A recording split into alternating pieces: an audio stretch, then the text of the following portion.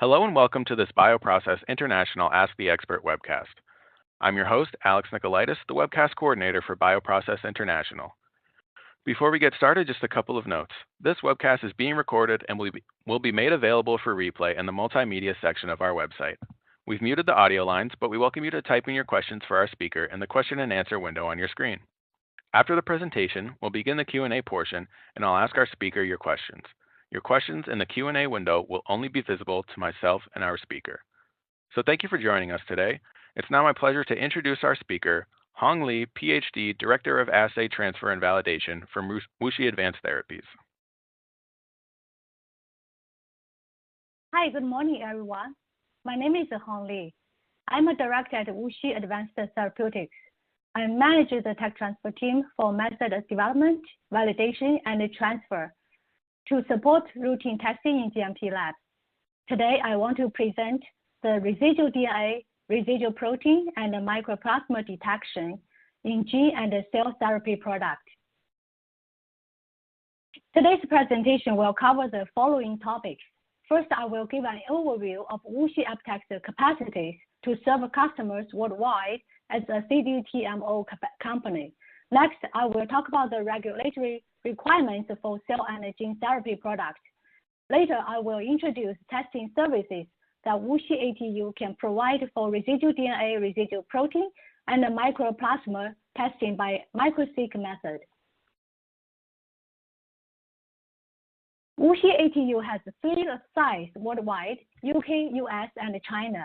In UK, Oxford, we provide services for vector optimization, promoter and AAV capsid discovery, cell line development, transformational TESA AAV, and Latin V X-stable platform development. In US, near Philadelphia, we have more than 40,000 square meters of integrated facilities with 30 GMP suites for different CGT manufacture platforms. Details for our R400 testing facility will be introduced in next slide. In China, Shanghai, and Wuxi City, we have facilities for viral vector cell therapy and plasmid GMP manufacturing and integrated advanced testing. WuXi ATU is a market leader in GMP testing for cell and gene therapies. In 2021, we completed a new building, R400, dedicated to testing. This building increases our overall sample testing capacity by 136%. Our team works in this building. The figure shows in this slide, it shows the increasing capacity for virology, molecular biology, and QC analytical comparing to the old building, LI1. Our assay right first time performance is more than 94%. WuXi ATU has a fully integrated platform for viral vectors, including vector specific release tests, for example, titer, potency, and sequencing, general characteristics, including appearance, purity, aggregation, capsid ID, etc. Safety tests, including endotoxin, mycoplasma, RCL, RCAA. Residuals, including residual DNA, whole cell protein, endonuclease, BSA, and leach ligand. Today's presentation will focus on the residual testing. For method transfer, we can provide assay transfers for client qualified assays, assay development and validations for client-specific samples, and transfer these assays to testing operation department for routine testing. The figure shows the major tests our team provided to client, including residual DNA, proteins, for example, whole cell protein, endonuclease, BSA, etc., virus and mycoplasma contamination detection. During this assay validation and method transfer, we apply phase-appropriate validation approach and meet ICH requirement. We perform testing under GMP guidelines and with the QA oversight. We have a significant experience for client assay transfers. We have the expertise in validation of residual DNA, residual protein, microseq, and adventitious viral contamination assays. More details for the testings will be presented in the next few slides. Next, I want to present the regulation guidance for cell and gene therapy products. In early 2020, FDA provided very important guidance for human gene therapy IND applications. Here I listed a few key guidance related to today's topic. First, FDA recommends viral vector bank qualification include tests for sterility, mycoplasma, in vivo and in vitro testing for adventitious viral agents. Second, FDA recommends process-related impurities, including residual host cell protein, DNA, and reagents for manufacturers like BSA, AVB, etc. More specifically, FDA recommends to limit the residual DNA level to less than 10 nanogram dose and the residual DNA size to below approximately 200 base pair.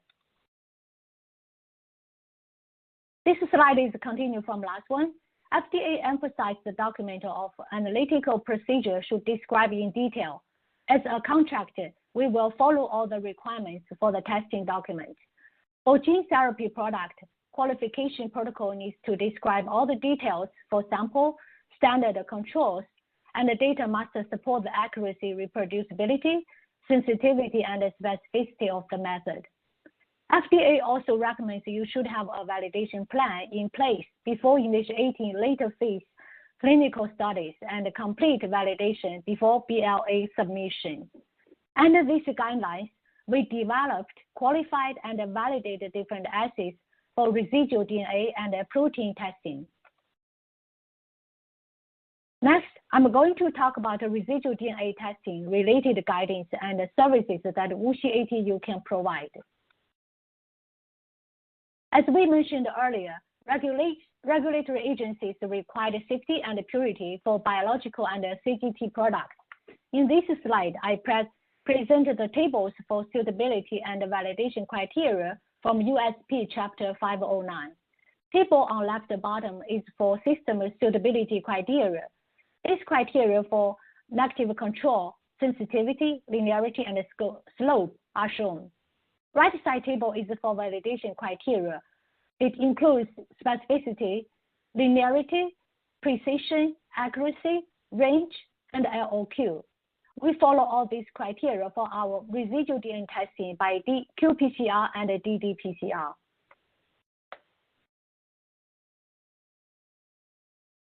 We provide residual DNA testing by qPCR and ddPCR with in-house developed method and commercial kits. There are a few characters for these methods. Optimized sample preparation, specific to targeted DNA, high sensitivity, consistent results, provide both qPCR and ddPCR method. These two pictures shows the 7500 real-time PCR system and the QX200 ddPCR system.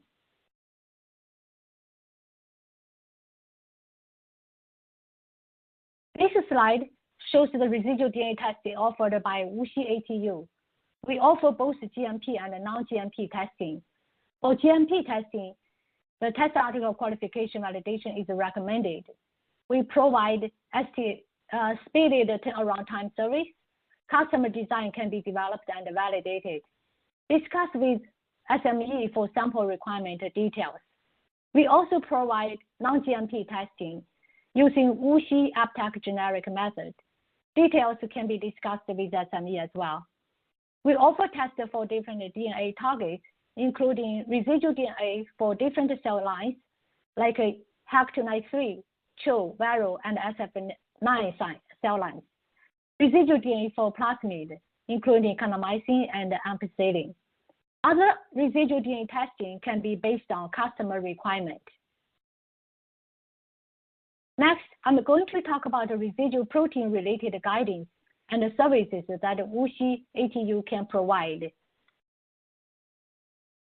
For residual host cell protein measurement, USP Chapter 1132 states sandwich immunoassay with polyclonal antibodies are often the preferred host cell protein measurement method because they are very sensitive, quantitative, easy to run and automate, and low cost.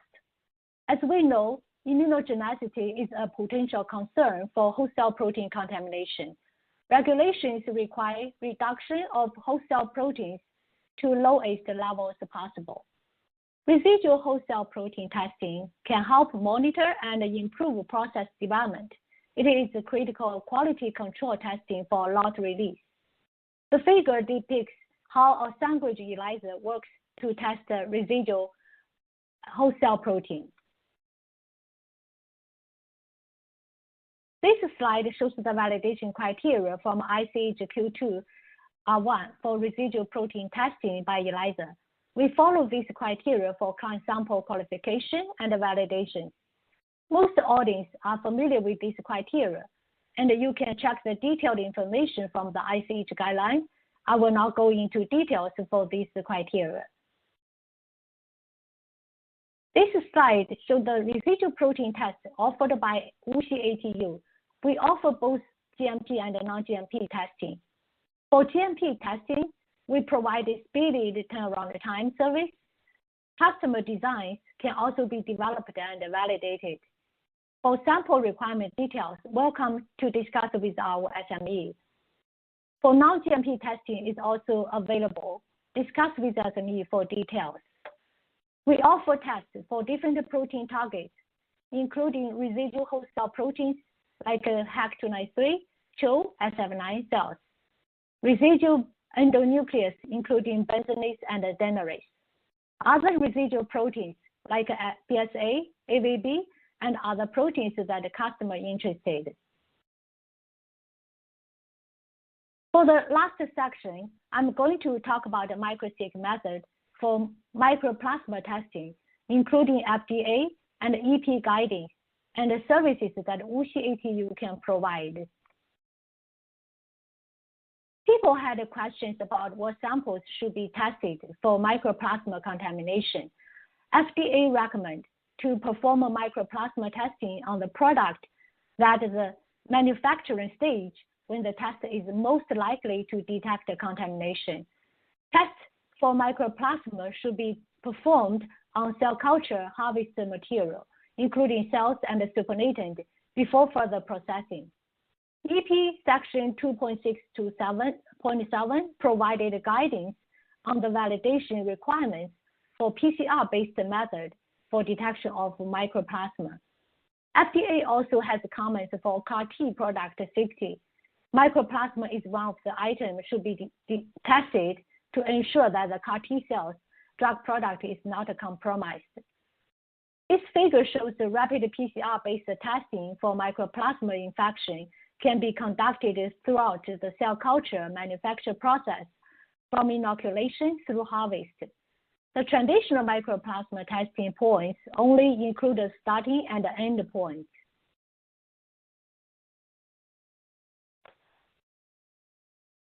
This slide shows the mycoplasma test offered by WuXi ATU.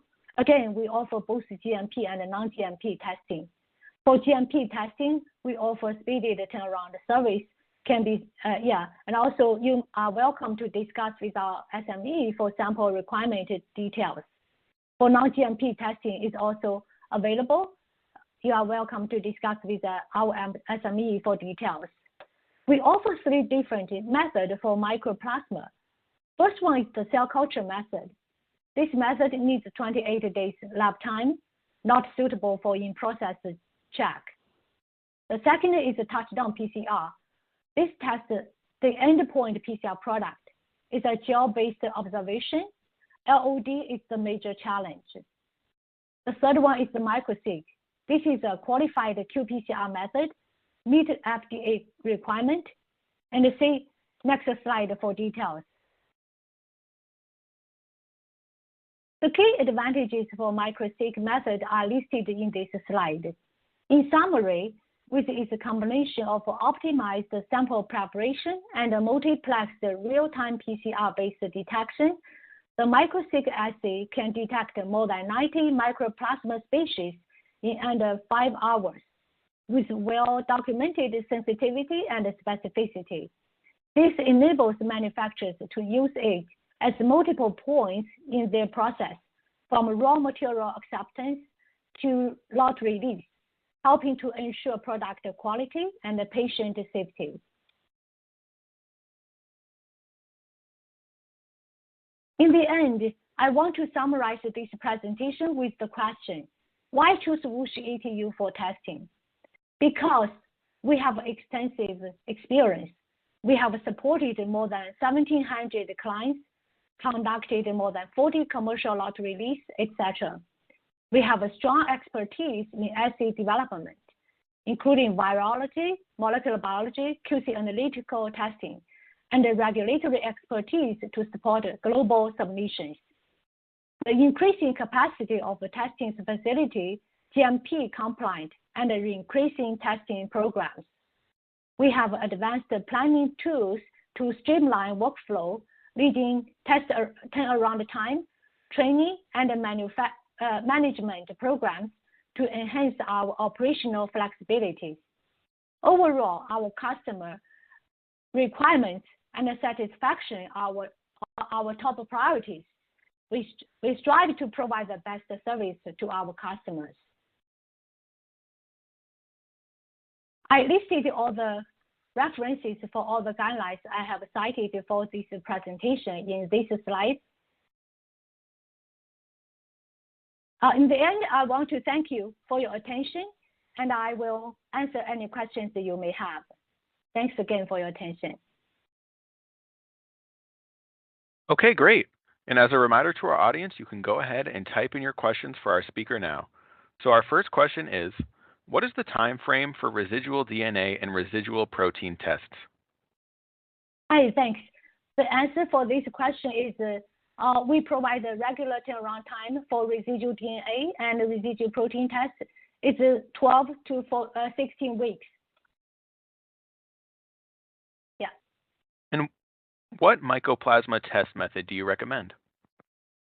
Yeah, this is a good question. WuXi ATU can provide 3 different Mycoplasma test methods, as I presented in the slide.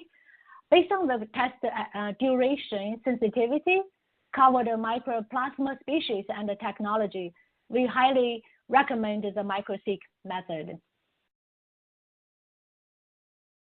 What is the proper sampling stage for Mycoplasma testing?